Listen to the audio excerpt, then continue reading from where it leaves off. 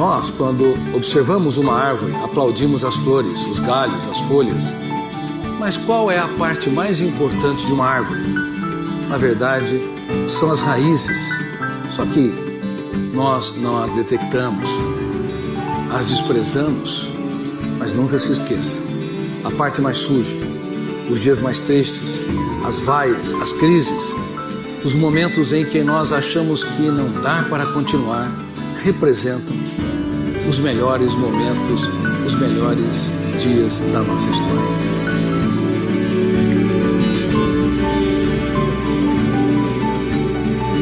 Conhecido por milhares de pessoas através dos seus livros que foram publicados em mais de 70 países, Augusto Puri é considerado o psiquiatra mais lido da atualidade em todo o planeta. Nesse documentário, ele vai contar aquilo que nunca ninguém teve acesso, que vai te ajudar a construir o melhor ano da sua história.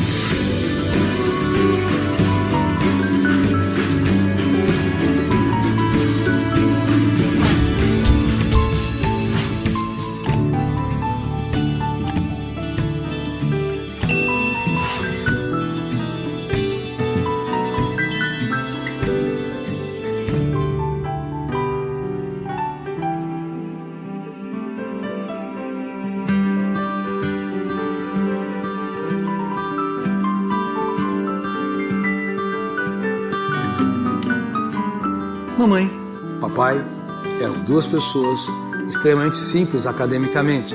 Não tiveram oportunidade, quando nos geraram, de fazer faculdades. Mamãe trabalhava no campo, depois começou a trabalhar escolhendo grãos de café. Papai trabalhava no campo, depois passou a trabalhar no comércio. Veja bem, duas pessoas que se amaram e resolveram morar numa pequena casa, e ali tiveram 6 filhos. Pense nisso. Papai, mamãe e 6 filhos, 8 pessoas, morando num quarto de 12 metros quadrados.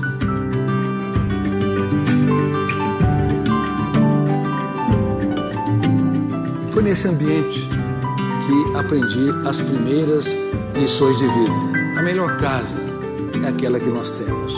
O melhor espaço é aquela que nós nos reinventamos para transformá-los, não para nos asfixiar, mas para libertar o nosso imaginário.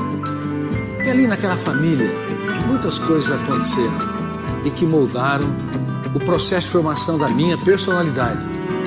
Vejam bem, minha mãe, que eu considero uma das mulheres mais pacíficas, mais generosas do mundo.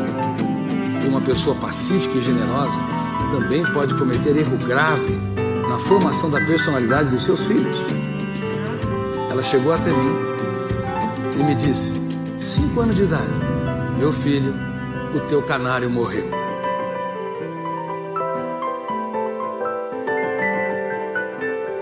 Ninguém havia morrido perto de mim até então. Eu não sabia o significado da morte, a interrupção da vida. Naquela simples frase causou um impacto emocional enorme. Muitos anos mais tarde, depois de ter me tornado psiquiatra e um pesquisador, talvez uma das últimas fronteiras da ciência, um mundo onde nascem os pensamentos, onde se constrói o eu como gestor da mente humana, os papéis conscientes e inconscientes da memória, eu descobri um fenômeno que Freud, Piaget, Vygotsky, Schopenhauer, Sartre não tiveram oportunidade de descobrir e estudar, chamado fenômeno RAM, registro automático da memória. Todos nós, todo ser humano, tem o fenômeno RAM no seu metabolismo cerebral.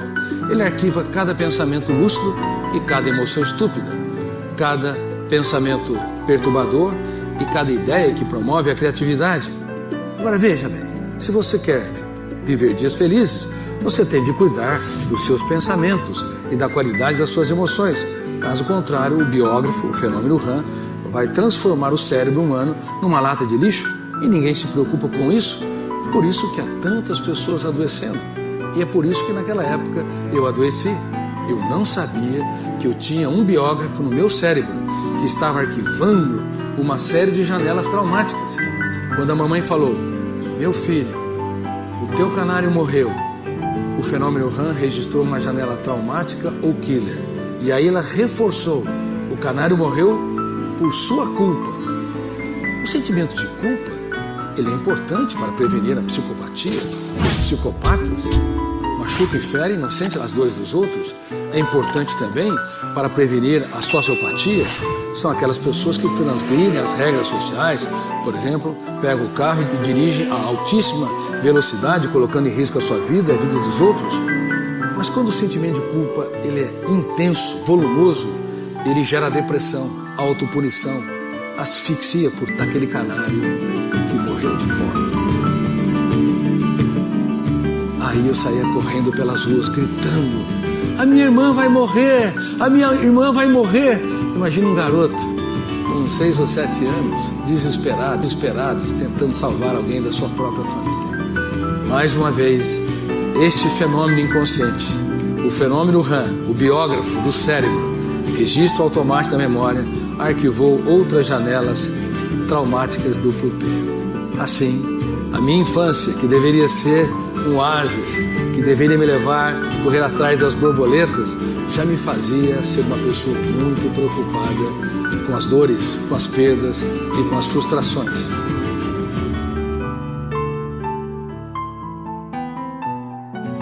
Não envelheça a sua emoção.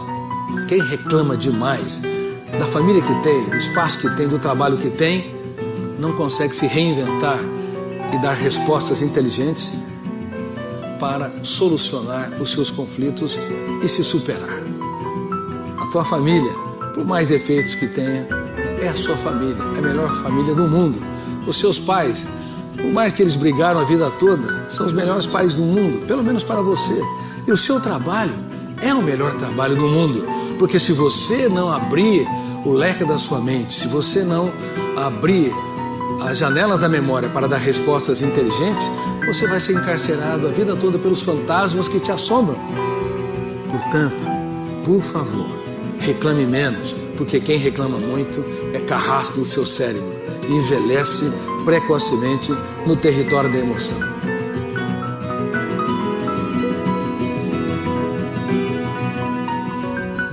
Eu cresci numa cidade pequena, uma cidade que não tinha livraria, uma cidade que tinha uma pequena biblioteca e nós não éramos incentivados a frequentá-la.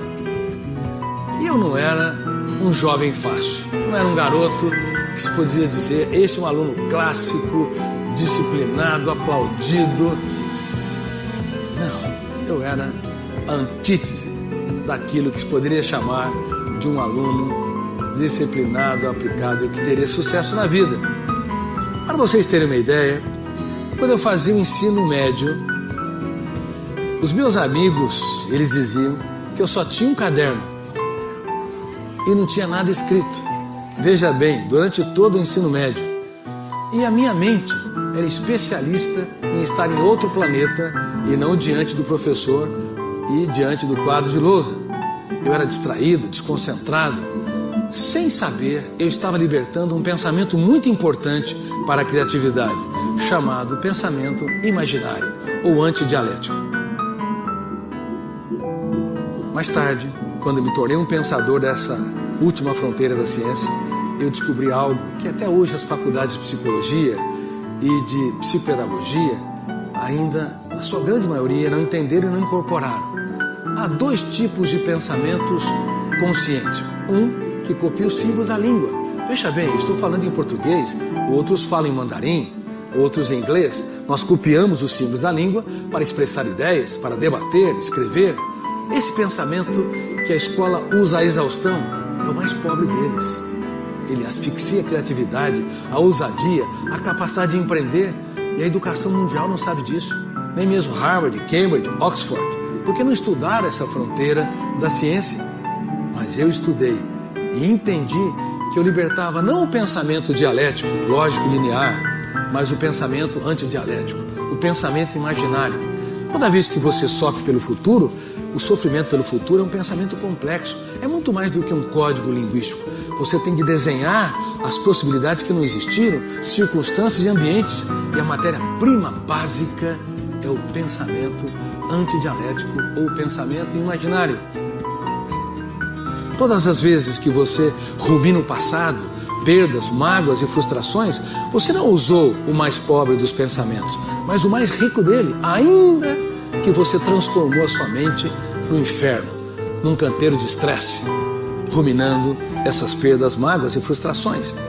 Todas as vezes que nós desenvolvemos preocupações, todas as vezes que nós desenvolvemos sentimento de culpa, baixa autoestima, tenha certeza, estamos usando o mais complexo de todos os pensamentos, o antidialético, e as pessoas não sabem disso.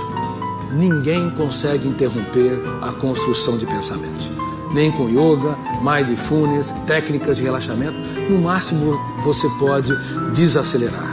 Se você não usar o pensamento imaginário ou antidialético para desenvolver criatividade, sonhos, para resgatar o seu ânimo, sua coragem, para você ter o melhor ano da sua história, você vai usar o pensamento antidialético para ter o pior ano da sua história. Reitero, para sofrer por antecipação, para se culpar, para cobrar demais de si, para achar que não vale a pena viver, para achar que você não consegue conquistar pessoas e não se reinventar nas dificuldades.